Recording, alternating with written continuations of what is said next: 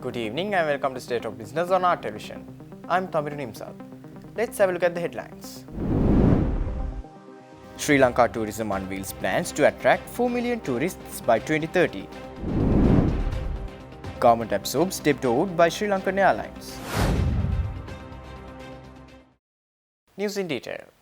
Minister of Tourism Harin Fernando said that Sri Lanka tourism plans to attract 4 million tourists by 2030, accompanied by a comprehensive tourism policy aimed at a holistic promotion and sustainability.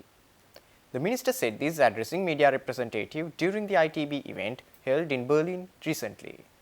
The trend seems to be continuing well, and we are right on course for our target of 2.5 million tourists, which is our target for 2024. Well, our overall target for 2030 will be 4 million tourists, but there's lots that Sri Lankan tourism has to do to achieve that and get there, specifically getting the rooms, getting the infrastructure sorted.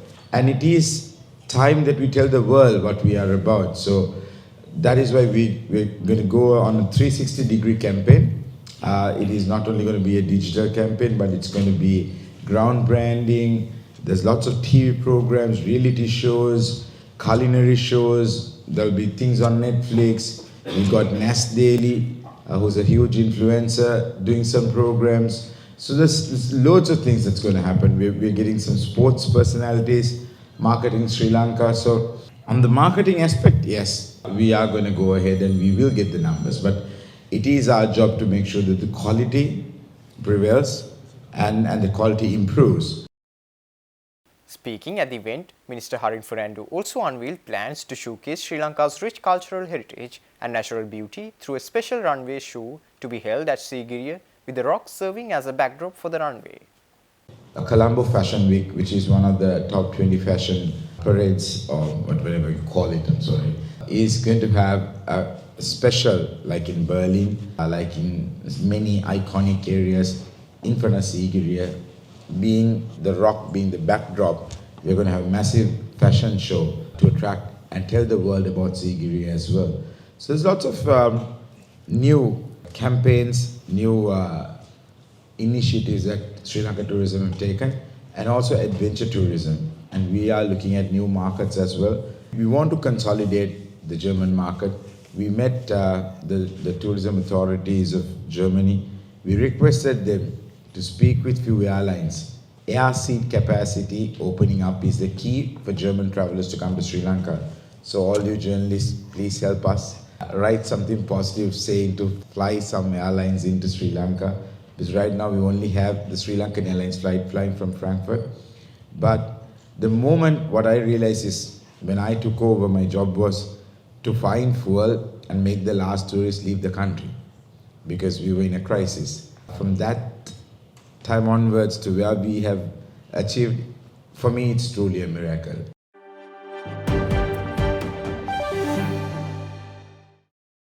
The Sri Lankan government has taken over debt amounting to 100 billion rupees from Sri Lankan Airlines with the hope of improving its financial stability and viability. This transfer includes various liabilities such as treasury guaranteed debts owed to banks and financial institutions.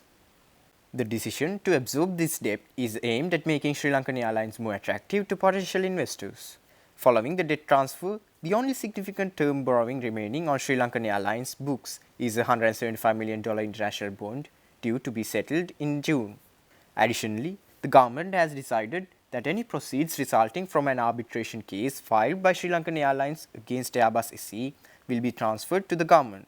The deadline for expressions of interest for Sri Lankan Airlines has been extended to the 22nd of April. This extension provides potential investors with more time to evaluate the airline's financial situation and submit their proposals.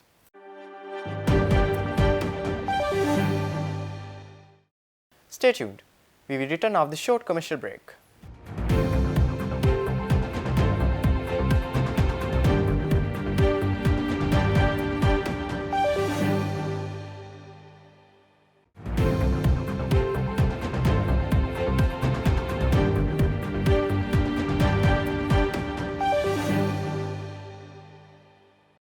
Welcome back after the break. The Cabinet of Ministers has greenlit the publication of a bill aiming to amend the Recovery of Loans by Banks Special Provisions Act of 1990. This announcement was made at the post-cabinet meeting media briefing held on Tuesday. This move comes on the heels of last month's decision to suspend parrot law enforcement, a practice used as collateral for loans until December 15, 2024. Cabinet co-spokesman and Minister Bandula Gunawardena highlighted the completion of the amended bill, which has now garnered clearance from the Attorney General. Gunawardena stressed that only an amendment to the existing law can address concerns related to parrot law enforcement, as banks operate within the legal framework set by Parliament. Addressing concerns about the temporary suspension favouring large-scale companies over small and medium enterprises, Gunawardena emphasised the legislation's role in maintaining financial system stability. The temporary suspension has received mixed reactions, with the MSME Chamber of Sri Lanka welcoming it, while the Sri Lanka Banks Association has condemned it. Opposition leader Sajith Premadasa has reiterated calls from the government to direct the central bank to enforce the suspension of the parrot law and prevent property auctions.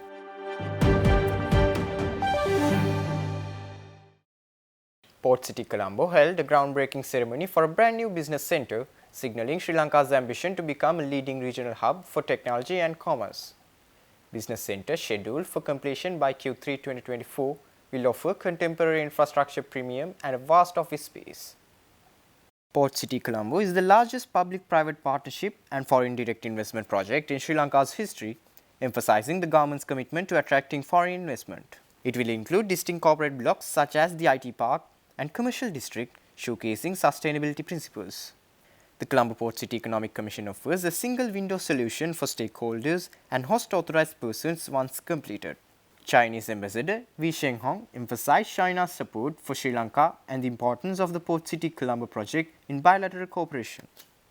Port City Colombo serves as a powerful engine that plays a crucial role to help Sri Lanka recover its economy and achieve prosperity. As a result, both our countries attach great importance to this flagship project of the Belt and Road Initiative. Speaking at the event, Prime Minister Dinesh Gunawardena said that the business centre of the Colombo Port City stands as a testament for the development of Sri Lanka as a business hub and maritime cluster in the South Asian region. The business centre of Port City stands as a testimony to the ambitious vision of making Sri Lanka a thriving business hub and a vibrant maritime cluster of the region. Sri Lanka's ongoing economic stabilization under Excellency the President continues to engage with all international partners of development, states as well as non-state institutions which contribute in today's international markets of development. Various structural reforms are underway, paving the way for an economic resurgence and accountability. The biggest advantage, as we all know, of our country is its strategic location.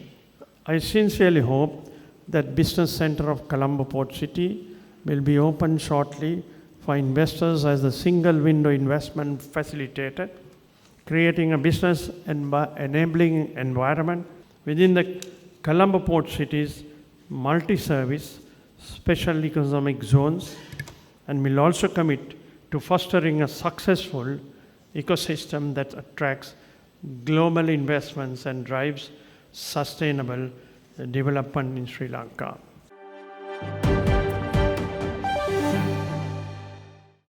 Stay tuned for the stock update.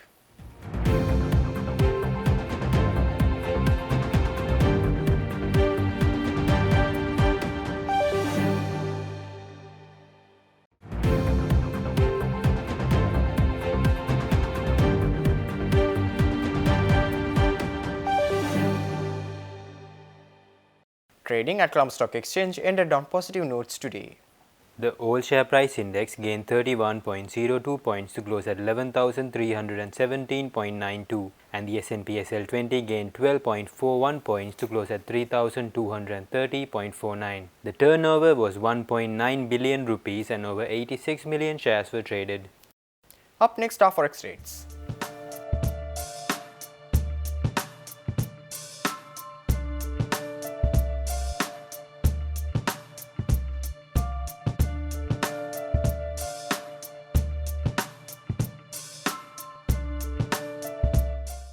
That's all our news for today. For this and more, subscribe to our channel on YouTube and follow us on Facebook.